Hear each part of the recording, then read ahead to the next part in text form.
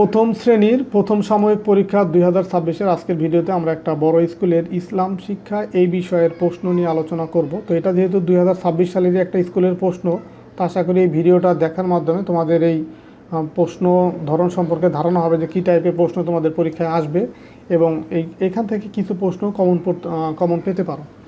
আর তোমরা সর্বোপরি হচ্ছে তোমাদের স্কুল থেকে যে সিলেবাসটা দিচ্ছে সেই সিলেবাসটা ফলো করবা।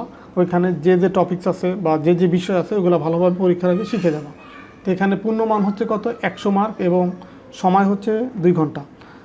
দেখো এখানে আছে কি যে কোনো 10টি প্রশ্নের উত্তর দাও। এটা কিন্তু লিখতে হবে না, তোমাকে মৌখিকভাবে জিজ্ঞাসা করবে টিচার বা শিক্ষক, তোমাকে জিজ্ঞাসা করবে, তুমি সেগুলোর উত্তর দেবা। যেমন ক নম্বর আছে কি, কুরআন মাজিদ কার বাণী? কুরআন মাজিদ আল্লাহর বাণী। তুমি যদি বলতে পারো তাহলে 10 পেয়ে যাবা।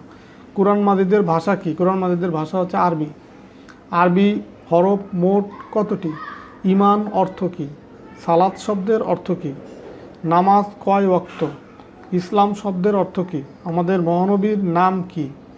অজুর ফরজ কয়টি? আমরা কার ইবাদত করব? সালাম অর্থ কি? তো এই যে প্রশ্ন, এখান থেকে তুমি যদি 10টি প্রশ্নের সঠিকভাবে উত্তর দিতে পারো তাহলে কিন্তু তুমি 10 মার্ক পাবা।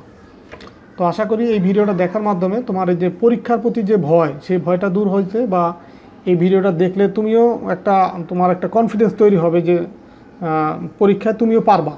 কারণ এগুলো তো সহজ সহজ প্রশ্ন, তুমি এগুলো হয়তো জানো, কিন্তু ভিডিওটা দেখার মাধ্যমে তোমাদের আশা করি একটা ভালো ধারণা হয়েছে এবং ভয়টাও দূর হয়েছে এবং তোমরা পরীক্ষা আশা করি ভালো করতে পারবা।